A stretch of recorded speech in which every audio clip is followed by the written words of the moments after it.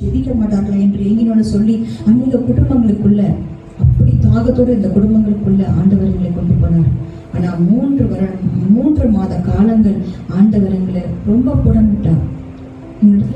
என்னுடைய பிள்ளைகளுக்கு தண்ணி கொடுக்க கூட என்னோட டம்ளர் இல்லை. நல்ல பெட்ல தூங்கின என் பிள்ளைகள், நல்ல ஏசியில தூங்கின என் பிள்ளைகள், கார்ல போயிட்டு வந்த என் பிள்ளைகள் வெறும் தரையில தான் என் படுக்க வைக்க முடியுது.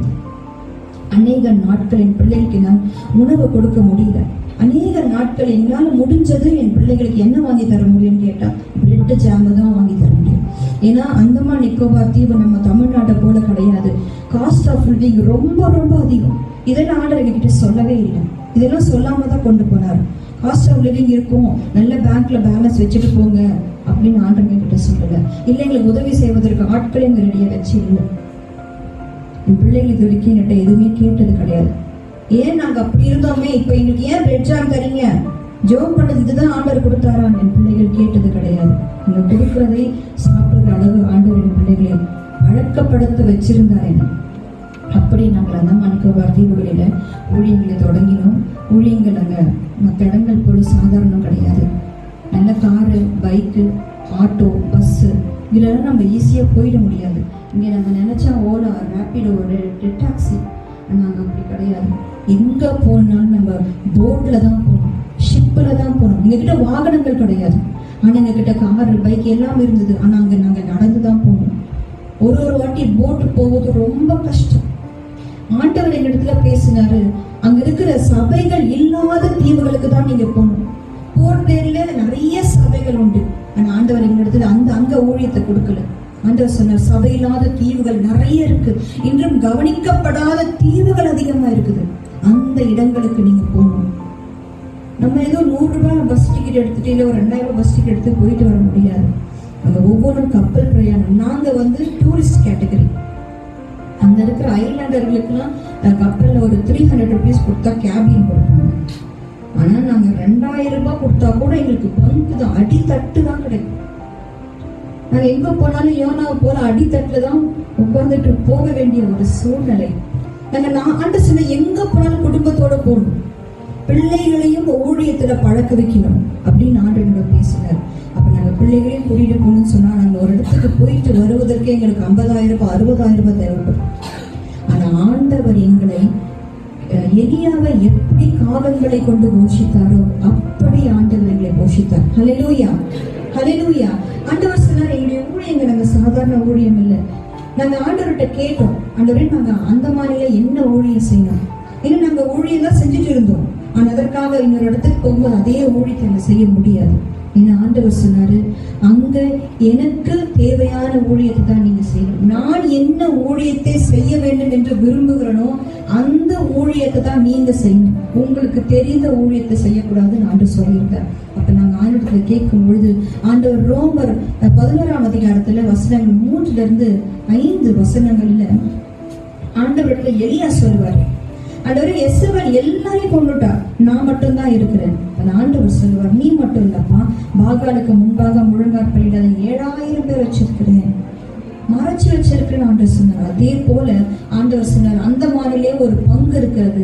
அந்த பங்கை நீங்க எனக்காக நீங்க தேர்ந்தெடுக்கணும். அவர்களை நீங்க போய் தேடி என்கிட்ட கொண்டு வரணும். அவங்க எந்த சூழல வேணா இருப்பாங்க, அவங்க எப்படி வேணா இருப்பாங்க, எங்க வேணா இருப்பாங்க, அவர்களை நீங்க எனக்காக கொண்டு வரணும். அவங்க எல்லாம் சிக்கி இருக்கிறாங்க என்று சொன்னார். அவங்களை கவனிக்கிறதுக்கு ஆட்கள் இல்லைன்னு சொன்னார்.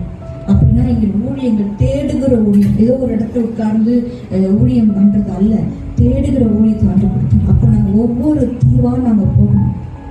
நிறைய நேரங்களிலே கப்பல் பிரயாணங்கள் எங்களுக்கு பழக்கப்படலை. நாங்க ஒரு தீவுக்கு ஆண்டவர் எங்களை சொன்னாரு. அது நம்ம இந்திய தேசத்தின் எல்லை. நமக்கு சொல்லுவோம் இமயம் முதல் குமரி வரைன்னு சொல்லுவோம். ஆனா அது இமயம் முதல் இந்திரா பாயிண்ட் வரை. எத்தனை பேருக்கு தெரியும்னு எனக்கு தெரியல. நம்ம பங்க்ல தான் நாங்க எடுத்தோம். ஆனா ஆண்டவர் நீங்க அந்த தீவுக்கு போயிட்டு இந்த ஊழியம் செய்யணும், இவங்களெல்லாம் பார்க்கணும், இப்படிலாம் செய்யணும்னு ஆண்டவர் எந்த ப்ளூ பிரிண்ட் கொடுக்கல. அங்க போய் நாங்க என்ன பண்ணுவோம்னு கூட எங்களுக்கு தெரியாது. ஆனா ஆண்டவர் போனார், நாங்க போயிட்டோம். ஆண்டவர் என்கிட்ட எதிர்பார்த்தெல்லாம் கீழ்ப்படிதல் தான். போனார், போயிட்டோம். 3 நாள் பிரயாணம். அங்க போயிட்டு இருக்கும்போது அந்தமான்ல வந்து நம்மள மாதிரி எல்லாரும் தமிழ் பேசுறவங்க இல்ல, 21 பாஷை பேசக்கூடிய மக்கள் அங்க இருக்கிறாங்க. 572 தீவு இருந்தா கூட 38 தீவுல தான் ஜனங்க வசிக்கிறாங்க. அதுலயும் 28 தீவுல தான் நம்மை போல மக்கள் இருக்கிறாங்க. அது இல்லாம அங்க ஒரு 6 விதமான காட்டுவாசிகள் இன்னும் வாழ்ந்து கொண்டிருக்காங்க. மிஷனரிகள் டேவிட் லிவிங்ஸ்டன் அவரெல்லாம் இந்த ஆப்பிரிக்கா கண்டத்துல காட்டுவாசிகள் மத்தியில தான் ஊழியம் செய்தார். ஆனா அதே காட்டுவாசிகள் இன்னும் நம்மளுடைய இந்திய தேசத்துல வசித்துக் கொண்டிருக்கிறாங்க. ஹல்லேலூயா. அப்படி அங்க 6 விதமான காட்டுவாசி ஜனங்க இருக்கிறாங்க. அவர்கள ஒரு 2-3 ட்ரைப்ஸ் வந்து நல்ல நம்ம இப்போ அணிய ஆரம்பிச்சிட்டாங்க. ஆனா இன்னும் 2-3 தீவு, இன்னும் 2-3 ட்ரைப்ஸ் வந்து நம்மளை போல இல்லை, ஆடை போடுறதே கிடையாது, ட்ரெஸ்ஸே போட மாட்டாங்க, ஃபுல் நேக்கடா தான் இருப்பாங்க. அவங்க மத்தியில நம்மளால போக முடியாது. ஏன்னா அவங்க ரொம்ப கொடூரமான ஜனங்க. நம்ம பஸ் இருக்கு லோக்கல்ல, ஒரு சில இடங்களுக்கு உள்ள லோக்கல்ல போறோம். நம்ம பஸ்ல போகும்போதே அவங்க எங்க இருப்பாங்கன்னே தெரியாது. அவங்க ஒரு சின்ன அம்பு வச்சிருப்பாங்க, அவங்க நாக்குல அந்த அம்பு தடவி அவங்க எச்ச தடவி ஒன்று விட்டா போதும், அது நம்ம கழுத்துல போனாலே நமக்கு ஆளி. அப்படி கொடூரமான ஜனங்க. இன்னும் மனிதர்களை உள்ளக்கூடியவர்களும் இன்னும் அந்தமான்ல இருக்கிறாங்க. ஹிந்தி தான் அபிஷியல் லாங்குவேஜ். ஆமா அப்பா தமிழ்னு சொல்லும் போது இந்த தம்பி கிட்ட ஆண்டவர் சில விஷயங்கள் பேசினார். நாங்க சொன்ன பொழுது அந்த பையன் போயிட்டான். திடீர்னு வந்து அந்த தம்பி வந்து சொன்னா, அக்கா உங்களை வந்து கேப்டன் கூப்பிடுறாரு உங்க 2 பேரையும். ஆனா அதுக்கு முன்பதாக ஆண்டவர் சொன்னாரு, இந்த கப்பல்ல எல்லா இன்ஜினையும் கை வச்சு ஜெபிக்கணும்னு ஆண்டவர் பேசினார். அதே போல அந்த திடீர்னு அந்த கேப்டன் கூப்பிட்டாரு. ஆண்டவர் சொன்னாரு, இது நான் உங்களுக்கு கொடுக்குற வாய்ப்பு. உடனே அந்த கேப்டன் எங்களை கூப்பிட்டாரு. எல்லா இன்ஜின்ஸையும் எல்லா மெஷின்ஸையும் எங்களுக்கு அனுப்பிட்டு இது எத்தனை நாட்டுகள் போகும் அப்படி எல்லாம் டீட்டெயில்ஸ் எங்களுக்கு கொடுத்தாரு. அப்போ நாங்கள் எல்லா இன்ஜினையும் கை வச்சு ஜெபித்தோம். 3 நாள் போயிடுச்சு. அந்த கேப்டன் கேட்டார், எங்க இருக்கிறீங்க? நாங்கள் சொன்ன பங்குல. அந்த கேப்டன் சொன்னார், என்னுடைய கேபின் எடுத்துக்கோங்க. ஹல்லேலூயா. எனக்கு என்ன உணவு சமைக்கப்படுகிறதோ அந்த உணவை நீங்க உங்களுக்கு நான் கொடுக்குற சாப்பிடுங்க. அப்படி ஆண்டவர்களை கொண்டு போனார். 3 நாட்கள் பிரயாணம் முடிஞ்சிருச்சு. அந்த இடத்துல சபைகள் கிடையாது, ஒரே ஒரு ஆர்சி சர்ச், ஒரே ஒரு பிரதரன் சர்ச் இருக்கு. அதை தாண்டி ஒரு சபைகள் கிடையாது. அப்ப ஆண்டவர் என்ன சொன்னார், 3 அங்க நீங்க ஃபுல்லா ப்ரேயர் வாக் போகணும். ஃபுல்லா நாங்க ப்ரேயர் வாக் போகணும். போன பிறகு அந்த இடத்துல ஒரு சபை சுனாமியினால மூழ்கடிக்கப்பட்டதுக்கு அப்புறம் சபை எடுத்து நடத்துறதுக்கு ஆட்கள் இல்லை, நடத்த முடியல. அந்த ஆண்டவர் சொன்னார், நீங்க மறுபடியும் அங்க இருக்கிற கல்லு மண் எல்லாம் தூக்கி போட்டு வளர்ந்துருக்கிற செடி எல்லாத்தையும் வெட்டி ஆட்களை வச்சு வெட்டி அந்த சபையை மறுபடியுமா நீங்க தூக்கி நிறுத்தணும்னு ஆண்டவர் பேசினார்.